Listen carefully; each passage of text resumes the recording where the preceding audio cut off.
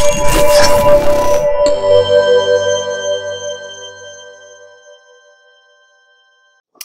everybody, Boris, BK Forex. Welcome to the weekly technicals for Euro dollar, dollar yen, and pound dollar for Feb 13th to Feb 17, 2017.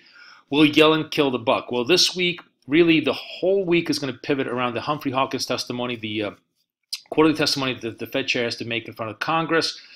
She's going to be testifying on Tuesday and Wednesday, and really the tone of her testimony probably is going to pretty much settle the direction of the dollar and all of the other major pairs around it.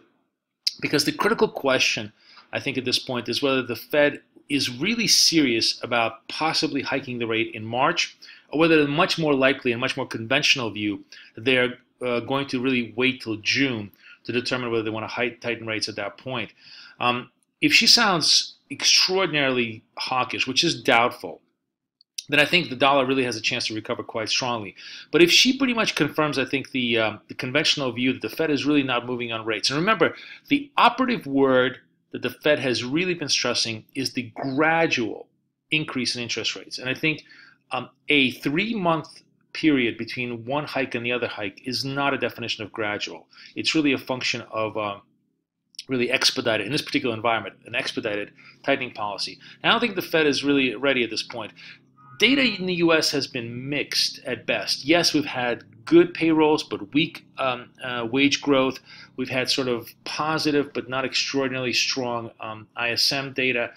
Retail sales are coming up this week. It's also going to be interesting to see how retail sales come up on Wednesday and whether they provide the kind of support that they're looking for. I think the bottom line here is that the U.S. economy essentially, from a consumer point of view, isn't a stall. It's not in any type of a vertical move upward that requires a thorough and aggressive posture from the Fed. The Fed is very much likely going to be in a wait-and-see mode.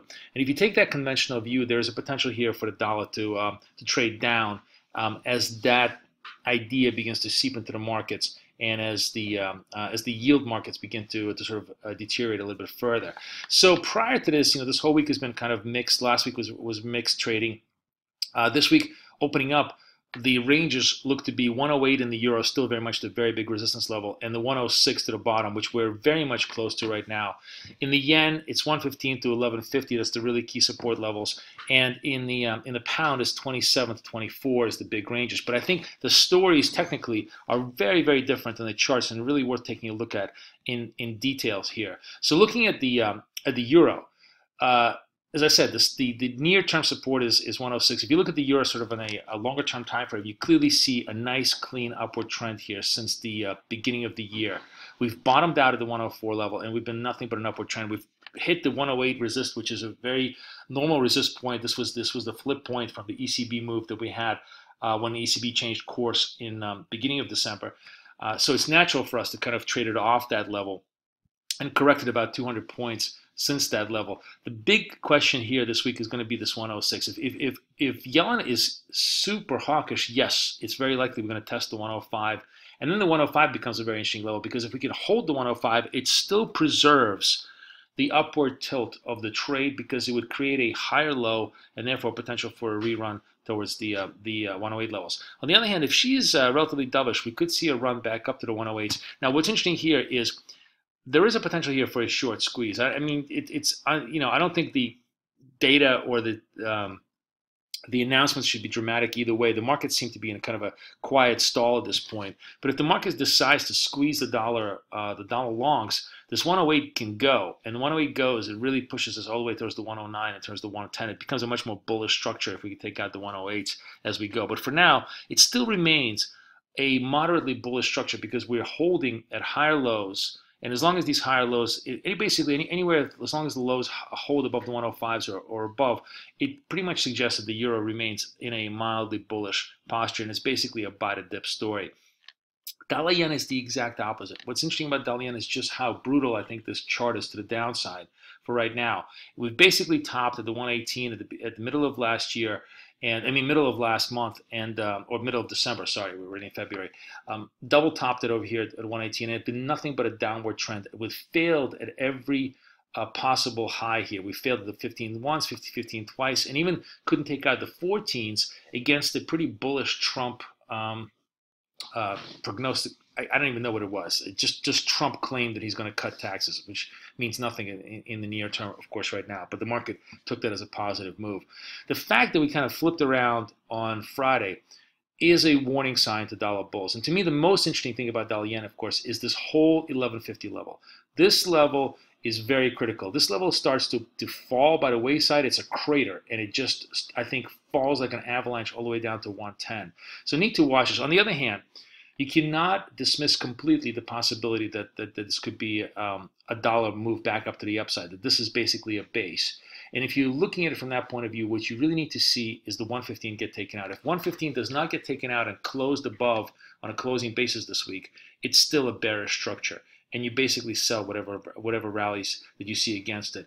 But for now, I think you have to give the benefit of the doubt to the bears and the fact that dollar yen is starting to fail a little bit. If Yellen comes in and decides to juice the dollar, which is very unlikely, yes, we could see the move to 115 very quickly. But if she's sort of tepid and very, very mild about her view of monetary policy, a slow drift here that could trigger a massive amount of stops at this 1150. This 1150 is very key. If we trigger the stops here, I think the avalanche down to 110s becomes quite fierce. So I'll be watching that as a very, very key level here as the week continues.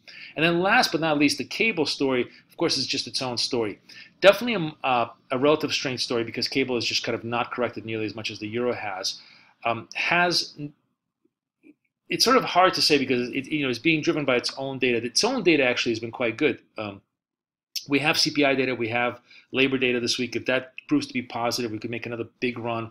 The problem with cable is it's just been really finding this massive amount of resistance around the 26, 27 level, and that's where the rallies have been capped. On the other hand, anything above the 23 or 2350 essentially still makes it a very bullish structure. So any kind of a dip here has certainly been much more of a better buy than it's been a sell. And it still remains, if you look at it just simply from a longer term perspective, a bullish trend, and we're sort of at the lower end of this trend. So pretty much a good, I guess, value proposition underneath this level. Cable has a chance to break out, and if it does break out here, the key level, of course, to watch is this 27 level. But cable can put on 200 points in a matter of a day. To me, unless we start to really fail very strongly underneath the 23s for whatever reason, and of course, UK has its own story. So whatever reason, whatever the excuse of the day is, you just have to take it at its face value. But technically right now, it still looks bullish, and you still want to be buying any kind of a dip here, unless it breaks 23, at which point you're clearly wrong. The move here, mildly still, very much towards the 27, and I think that's what the charts are telling you. So when you look at the charts here, I think the pro-dollar story is much weaker on the technicals than it would be on the fundamentals. And what's interesting this week is if the fundamentals confirm the technicals, if the fundamentals basically tell us that, yes, the pro-dollar story has run out of gas, we may have a potential move here against the dollar that could be significant. Wish you guys the best luck, the best of trading. Boris, over and out.